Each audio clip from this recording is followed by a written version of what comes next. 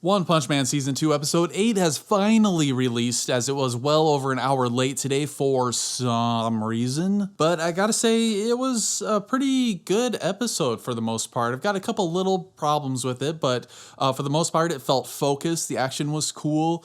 There was some decent looking animation, although some really wonky off-model characters. But the major highlight of this episode is Suiryu, and we will get into that down the line. So we start off the episode with Suiryu becoming, as I like to call him, Serial, becoming the champion of the fighters tournament, and he's given this big trophy, and he's like, I'm gonna just avoid this Saitama guy, because if you remember, Saitama was disqualified, and Goketsu, the villain of this tournament, he's kind of, at this point in this episode, has taken over the role of being the villain of the arc from Garo. It's like we do see Garo a little bit, but it's almost like the focus has shifted completely from Garo, and it's really interesting because now it seems like they've opened the door for more opportunities for Garo in the future, because if we remember, Garo declined taking those cells, and he's like, no, screw you, screw the Monsters Association.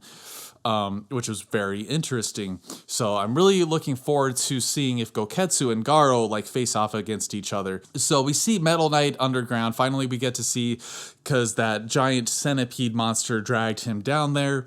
And we got the, what's his name? The Monster King or whatever down there. And he's the one that's making all the monster cells, turning a bunch of people into monsters. Now, it is looking really, really bad for this world with all of these monsters. It's almost like a zombie apocalypse, except it's a monster apocalypse, and the the monster cells are the T-virus.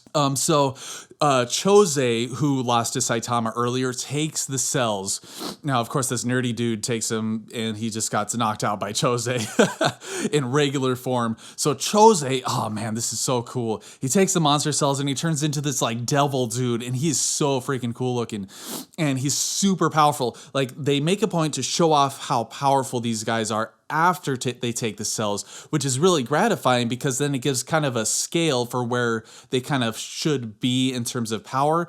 But then Serial, being the champion of the tournament and how incredibly powerful he is, he takes on Chose in his regular form, and this fight is glorious, man. Really cool choreography, good action, and fairly fluid movement, and there are some shots that just, oh my god, I loved it.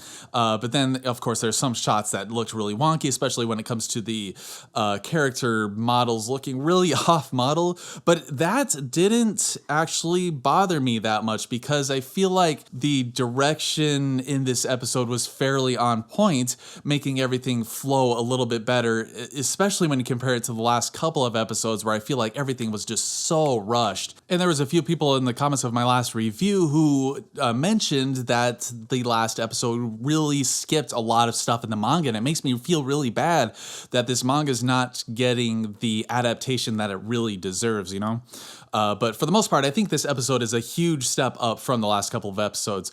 So we go to Watchdog Man and Garo, and I'm really looking forward to this fight. I'm starting to get pumped up because I heard somebody mention that Watchdog Man does some really cool stuff, and he shows this off here, and some of the shots are so freaking hilarious. Garo is attacking him, but Watchdog Man is just zooming all around him, and he's blocking Garo's attacks with his little paws. It is so fucking funny looking, and he has this blank face. I'm wondering if he's not even at full power yet. Can Garo even beat Watchdog Man? But unfortunately, that's all we really get, and that kind of left me a little bit disappointed, but at the same time, it kind of helped us focus more on the more important thing of Serial versus Goketsu, which is insane, man. Goketsu knocks Sneck and Lightning Mask out, and he's like, did they die? And I'm like, probably not, because this show has made a point, and it's interesting because it ties in with Garo's little arc. He's like, why does everybody focus on the heroes, and everybody's cheering on the heroes when the monsters are so cool, and the monsters this and that? Well, this show actually does that too, because all of the heroes never die. They get injured and go to the hospital, sure. I mean, freaking Moomin Rider should have died 20 times by now, but he never does.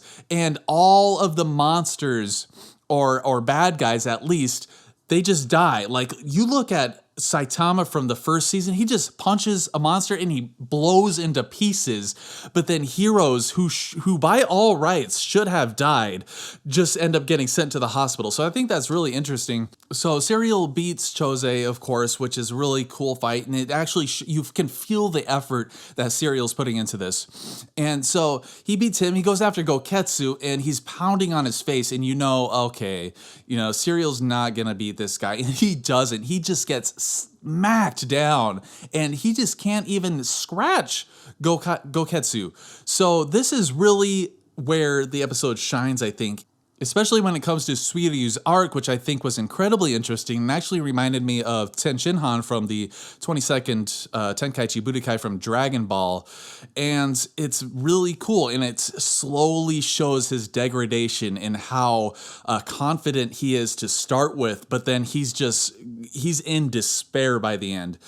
So he's fighting Goketsu, and we cut away to Eye Guy, who kind of divulges part of their plan. Okay, step one, release a bunch of monsters into the world to kind of start to spread this darkness in the land.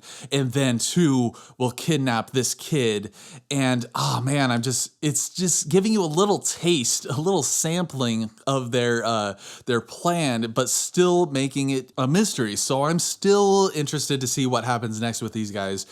So Bakusa, the Afro guy, he's like, okay, I'm never going to be stronger than you, dude. So I'm just going to eat all of the monster cells. And he's like taking too much and then gets some massive heartburn and dies.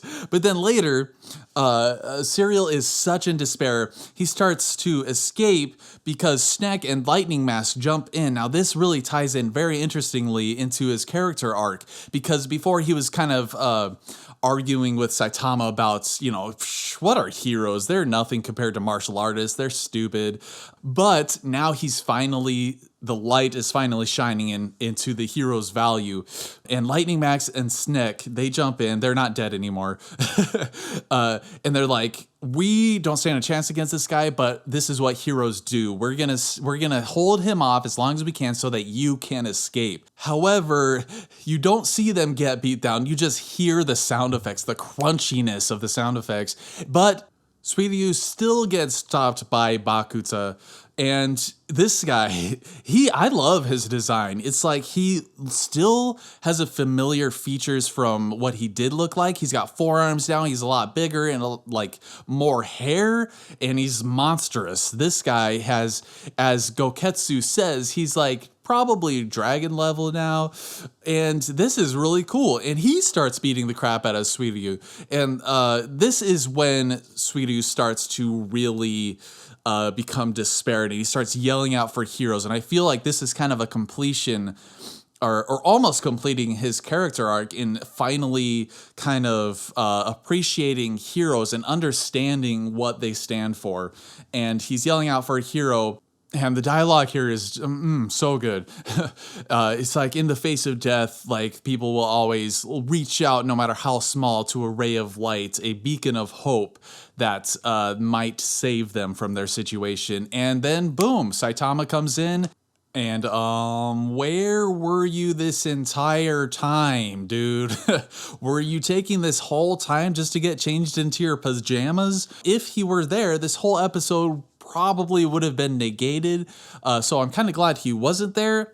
I feel like a lot of the tension kind of just dissipates when you think about that, because if he was there, boom, it would have been over in an instant probably. And we wouldn't have got that great stuff with Suiryu. So I'm kind of glad that Saitama was chased out of the stage at the end of the last episode. So, and it's really epic how he kind of comes in here now. So anyway, I'm super looking forward to Saitama versus Bakuza. If this season is any indication, we're not going to see any of that fight. So I really hope that we do. I want to see it no matter how short it is. I hope it's not just like one punch. I hope Saitama has to dodge some hits or something, or do serious side steps against him or something. So, man, I'm really looking for the next episode. I guess that wraps up my review. What do you guys think of this episode? I hope you enjoyed this review. Of course, subscribe. I cover One Punch Man every single week, as soon as I can after the episode comes out. So, again, thanks for watching and take it easy.